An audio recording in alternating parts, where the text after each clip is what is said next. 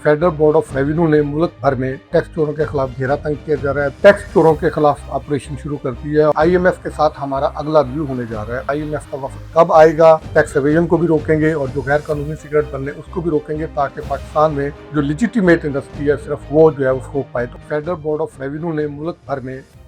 Tax चोरों के खिलाफ ऑपरेशन शुरू कर दिया है और इसमें खासकर सबसे बड़ा सेक्टर जो सिगरेट का है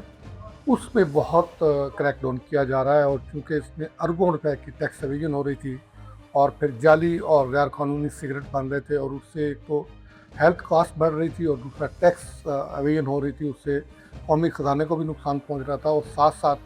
सिगरेट की जो लिजिटिमेट इंडस्ट्री है वो भी इससे मुतासर हो रही थी। तो इस पे मुसलसल छापे मारे जा रहे हैं, इसकी तफसीलात हम बताएंगे। और दूसरा ये कि जो कंसेशनरी रिजीम है टैक्स की, जो टैक्स से मुस्तस्ना इलाके हैं फाटा पाटा के और दूसरे इलाके, वहाँ पे कंसेशन के नाम पे जो खाम माल मंगवा के उसको मिसयूज़ किया जाता है, उसमें जो बिलियंस ऑफ रुपीज़ का स्कैंडल आया है उस पे भी जो है वो इन्वेस्टिगेशन शुरू कर दी गई है। उसकी हम कुछ तफसील आपसे शेयर करेंगे। और तीसरा ये कि ये क्यों किया जा रहा है, और इसमें एक तो एफबीआर के अपने भी इक़दाम हैं ही हैं, लेकिन इसके पीछे एक और मिथ भी है, और वो मिथ है कि आईएमएफ के साथ हमारा अगला रिव्यू होने जा रहा है। उसकी हम तफसील बताएंगे कि ये रिव्यू कब होने जा रहा है और आईएमएफ का वफद कब आएगा और क्या क्या चीज़ें डिस्कस होंगी और उसका क्या आम आदमी पे भी कोई इम्पैक्ट आएगा या नहीं आएगा। तो इन चीज़ों पे हम बात करेंगे। सबसे पहले हम बात करते हैं कि जो आईएमएफ की हमने बात की है, क्योंकि ये इसी से रिलेटेड है, तो आगे चल के इसकी तफसील बताएंगे कि आईएमएफ के साथ पाकिस्तान का जो अगला इक़्तिसादी जायज़ा है उस पर मुज़ाकरात अगले महीने में होंगे, और उसके लिए वज़ारत ख़ज़ाना ने तमाम वज़ारतों को, डिवीज़नों को और जो मुतल्लिक़ा इदारे हैं, डिपार्टमेंट्स हैं, उनको हदायत जारी कर दी हैं कि आईएमएफ के लिए मुज़ाकरात के हवाले में जो है वो आप अपने तैयारी करें, अपने अदाद-ओ-शुमार कलेक्ट करें, ताकि वो अदाद-ओ-शुमार उनके साथ शेयर किए जाएँ और ये भी बताया जाए कि आईएमएफ के साथ कौन कौन सी जो शराइत हैं जो तय पाई थी वो हमने पूरी कर ली हैं, और जो पूरी नहीं हुई वो किस स्टेज पे हैं। उसमें कुछ प्रायर एक्शन है और कुछ जो है वो स्ट्रक्चरल बेंचमार्क्स हैं। प्रायर एक्शंस में रेवेन्यू का भी है, और अगरचे पहले महीने का जो रेवेन्यू का टारगेट है वो हमने ना सिर्फ हासिल किया बल्कि रेवेन्यू मुकर्ररा हदफ से ज़्यादा रहा है। और इस बजट में जो रेवेन्यू का टारगेट रखा गया था उसको फोकस ज़्यादातर एडमिनिस्ट्रेटिव और इन्फोर्समेंट मेजर को सामने रखते हुए किया गया था। तो उसी तनाज़र में ये सारे इन्फोर्समेंट के इक़दाम उठाए जा रहे हैं। एक तरफ ऑटोमेशन की जा रही है और टैक्स चोरों के खिलाफ घेरा तंग किया जा रहा है, दूसरी तरफ इन्फोर्समेंट को सख्त किया जा रहा है। ये बिल्कुल पॉलिसी तो दुरुस्त है कि इस लोगों पे मज़ीद टैक्स का बोझ डालने के बजाय जो लीकेज हो रही है उसको रोक के रेवेन्यू बढ़ाया जाए, और अगर एडिशनल रेवेन्यू आता है तो फिर आम लोगों को रिलीफ दिया जाए। और यही एफबीआर के लोगों ने जो स्टैंडिंग कमेटी की जो ज़ैली कमेटी थी, जो कल उसका इजलास हुआ है, उसमें ये बताया कि अभी हमने तनख्वाहदार तबके को रिलीफ दिया है और अगर हमारा रेवेन्यू बढ़ता है तो फिर हम दूसरे तबकात को भी, इंडस्ट्री को भी, और ताकि इकॉनमी का पहिया चले उसको भी हम टैक्स रिलीफ देंगे, उसकी शरह कम करेंगे। तो ये चूँकि बड़ा टारगेट रखा गया है कि इन्फोर्समेंट के ज़रिए हमने करना है, फिर इससे इंडस्ट्री भी हर्ट हो रही थी, रोज़गार के मौके भी जो है उससे इफेक्ट हो रहे थे। तो अब हुकूमत ने इस पे ज़ीरो टॉलरेंस की पॉलिसी अडॉप्ट की है, क्योंकि इसमें बड़े बड़े लोग हैं इस टैक्स एवेजन में शामिल, खासकर सिगरेट सेक्टर में, और ये इनकी जो रसाई है वो ऐवानों तक है। और ऐवानों तक रसाई क्या है, ये खुद ऐवानों में बैठे हुए हैं, और वहाँ पे जब कभी एफबीआर एक्शन लेता था तो फिर स्टैंडिंग कमेटियों में एफबीआर के अफसरान को बुला के वहाँ पे जो है वो उनकी सरजनिश की जाती थी, उन पे सख्ती जो है वो की जाती थी। और लेकिन असल में जो पीछे मुद्दा होता था वो यही होता था कि वो उन पे हाथ हल्का रखें। इस मरतबा ये मामला गया है SISC में, और फिर हुकूमती सतह पे प्राइम मिनिस्टर लेवल पे, और प्राइम मिनिस्टर ने इस पे मुल्क की मतलब जो क़यादत है सारे, उन्होंने इस पे एक फर्म जो है वो डिसीजन लिया है कि इस पे हम ज़ीरो टॉलरेंस दिखाएंगे और टैक्स एवेजन को भी रोकेंगे और जो गैर कानूनी सिगरेट बनने उसको भी रोकेंगे, ताकि पाकिस्तान में जो लिजिटिमेट इंडस्ट्री है सिर्फ वो जो है वो रोक पाए। तो उसी के तहत पहले चकवाल में जो है वो कार्रवाई की गई, उसमें कोई 25 करोड़ रुपए से ज़्यादा की मशीनरी और आलात कब्जे में लिए गए, और इसी तरह मिलियन ऑफ रुपीज़ की जो है वो गैर कानूनी सिगरेट जो है वो पकड़ी। और उसमें भी जो है वो जो हमारे ज़राए थे उनसे जब हमारी बात हुई, और एफबीआर के सीनियर ऑफिशियल्स ने भी इस बात को कंफर्म किया कि इसमें जो हाथ है, जो असल मालकान हैं वो बेसिकली मर्दान की कोई एक पॉलिटिकल फैमिली है और वो बिजनेस फैमिली भी है, पॉलिटिकल फैमिली भी है, वो हैं। और और ये बेनामी कंपनी का केस है। ये जो कंपनी थी ये किसी ड्राइवर के नाम पे बनाई गई थी, लेकिन एक्चुअली ये इसके मालकान कोई और हैं और वो पॉलिटिकल बैकग्राउंड भी स्ट्रॉन्ग रखते हैं और बिजनेस में भी जो है वो स्ट्रॉन्ग है और वो ऐवानों में भी मौजूद हैं।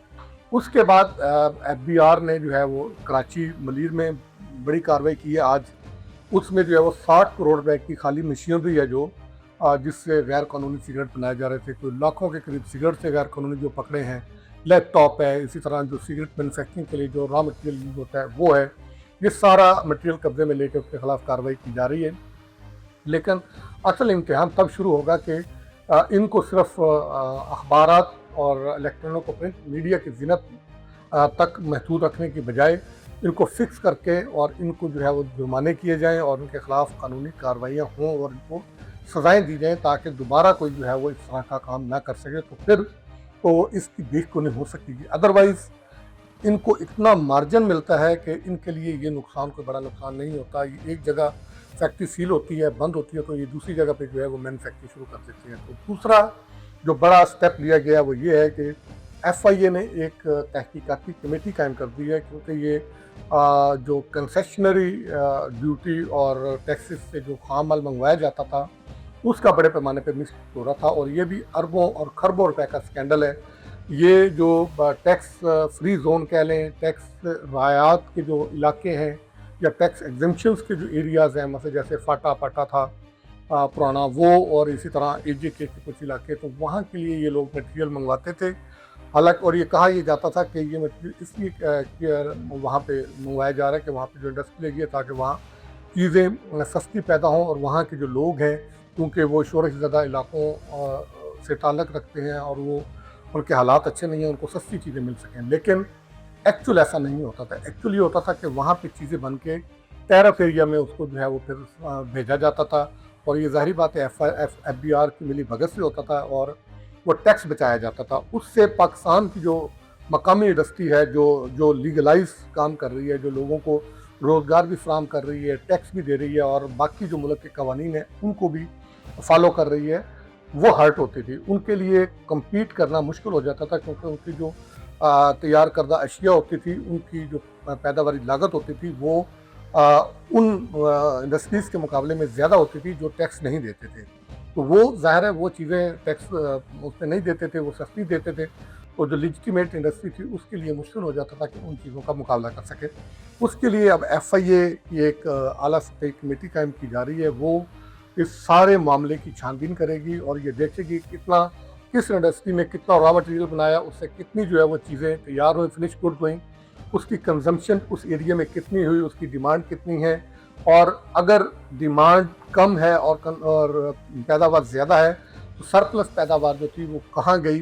कहाँ उसकी खपत हुई, कितनी एक्सपोर्ट हुई और उस पर रिबेट कितना लिया गया, रिफ़ंड कितने लिए गए, ये सारे मामले की जो है वो छानबीन करके इसके जो जिम्मेदारान होंगे उनका तयन करके फिर उनके खिलाफ जो है वो कार्रवाई की जाएगी। ये एक बहुत बड़ा इक़दाम है और इसकी वजह क्या है? वजह यही है कि क्योंकि हम IMF के प्रोग्राम में हैं, IMF को हमने यकीन दहानी करवाई हुई है क्योंकि IMF ये कह रहा था कि नए टैक्सेस लगाएं। हमने उन्हें कहा था कि हम टैक्स की जो लीकेज है उसको रोक के इन्फोर्समेंट मेजर को लेके, एडमिनिस्ट्रेटिव मेजर को लेके हम एडिशनल रेवेन्यू कलेक्ट कर लेंगे और नए लोगों को टैक्स नेट पे लाएंगे। अब चूँकि IMF के साथ हमारा अगला रिव्यू होने जा रहा है और उससे पहले हमने ये सारे इक़दाम ऑन बोर्ड किए हैं ताकि उसकी शराइत जो है वो पूरी हो सके और वज़ारत ख़ज़ाना के हुकाम इस बात पर उम्मीद है कि IMF के साथ जो अगला प्रोग्राम होगा वो भी हम कामयाबी से मुकम्मल कर लेंगे और पाकिस्तान अगला रिव्यू जो होगा वो कामयाबी से हम मुकम्मल कर लेंगे और पाकिस्तान को 1 अरब 20 करोड़ डॉलर की IMF से अगली किस्त भी मिल जाएगी। और इसके साथ साथ पाकिस्तान इस बात पे भी पूरी उम्मीद है कि IMF के साथ ये जो एक्सटेंडेड फंड फैसिलिटी प्रोग्राम चल रहा है ये कामयाबी के साथ जो है मुकम्मल हो जाएगा और उसकी जो है वो पाकिस्तान की इकॉनमी पे जो हेल्थ है उस पर अच्छे असरात जो है वो मुरतब होंगे और लोगों का कॉन्फिडेंस बढ़ेगा और इन्वेस्टर जो है वो पाकिस्तान में आएंगे, पाकिस्तान में मैन्युफैक्चरिंग होगी, पाकिस्तान एक्सपोर्ट ओरिएंटेड कंट्री बनेगा और एक्सपोर्ट लेड हमारी इकॉनमी जो है वो बनेगी जिससे मुल्क में रोज़गार के मौके पैदा होंगे और हम अपने पाँव पे जो है वो खड़े होने के काबिल होंगे। है।